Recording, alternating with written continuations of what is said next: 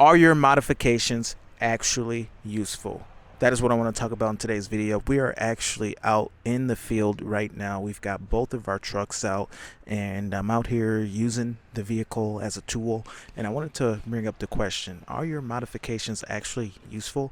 I just want to take a quick look at some of the modifications that we've done to our truck and how we're using them in the real world. Now, I know some of these modifications have been kind of basic over the years. It hasn't been anything like off the wall, like big rims and tires and lift kits and things like that, but just form over function, or function over form. But anyway, check out our one of our early on mods. We did the extended running boards. These did not come from the factory, but this is a factory modification and very useful. So you step here right up on this thing, and right there's my cooler. So I was thinking, like, where am I gonna put my cooler?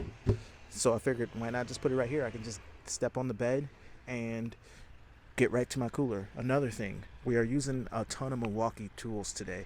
As you can see, we got blowers, chainsaws, extended saws, all that stuff. That's all Milwaukee tool.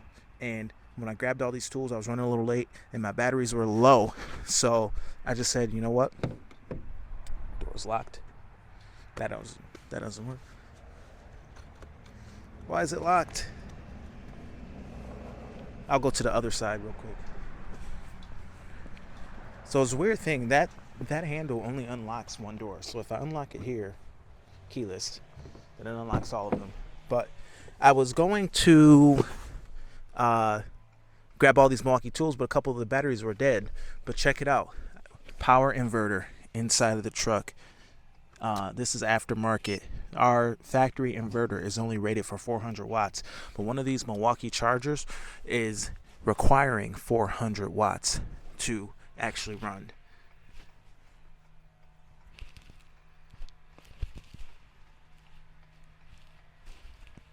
So here's a better look from this side. You can see we have our DJI drone. We've got our drone batteries. If I want to fly, matter of fact, maybe I will fly my drone. And it's got 3 outlets. It's 3,000 watts. It pretty much will max out my alternators and batteries if the truck is running. And if I put a full load, now at 3,000 watts, it's pretty rare. I mean, this thing could probably run a whole house as long as everything in the house isn't on at once. But you could run some juice. This thing can run some juice. It pretty much will max out the alternator and batteries at full force. So it could easily run 3 of these. These max put out 400 watts, these rapid chargers. And being at 400 watts, you'd have to have like 3 new batteries, and that would be just under half the power of this inverter. So I could get a splitter, like a power strip, and I could run even more of these if I needed to. But as of right now, it's all we needed. The drone I can charge if needed and actually run that. But let's take a look at some of the other mods.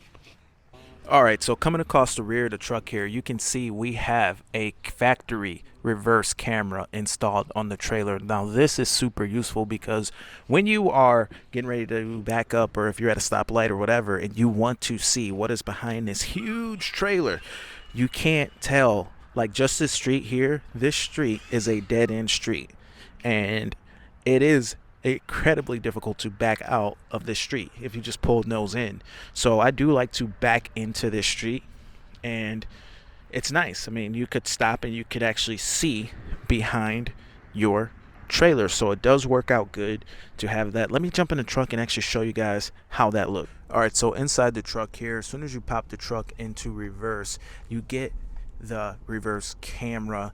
Now you do have to press the button here and press the auxiliary camera, and now I can see behind my trailer. Super useful when you're dealing with a big trailer. Now I do wish the picture quality was a little bit sharper. I guess it kind of is what it is. It's a Ford camera. I know some other OEMs have better picture quality from their cameras, but it does get the job done. At the end of the day, it does get the job done. And I do not know if GM or Chrysler even has this as an option, but comment below if you know. But anyway, that's pretty. Oh, also too, our charging ports here, very useful in the real world. I can charge my headphones, camera, and microphone. Like right now, I'm talking to you guys on a wireless microphone, holding the camera, and I just jump in the truck and throw all this stuff on, and it continuously charges no matter what. Like even with the truck off, I've wired this to charge no matter what. So it's super handy.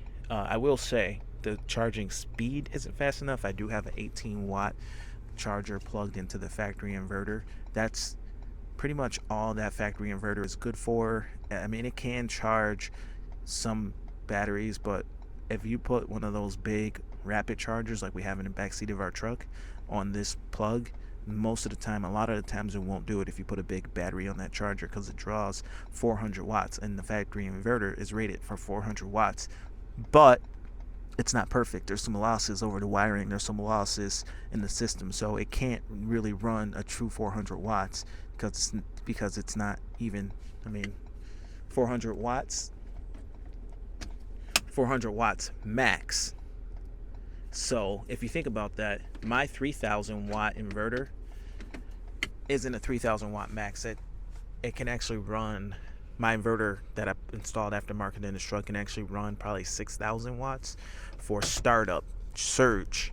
You know, that 300 watts is just, or 400 watts here is just not enough. Even my laptop struggles from time to time. But anyway, we're just doing a quick look at the different mods and how we're using them. If anything else pops up, I'm sure I'm missing something. I'm going to think about this for a minute, and I'll touch base with you guys once I think of something else.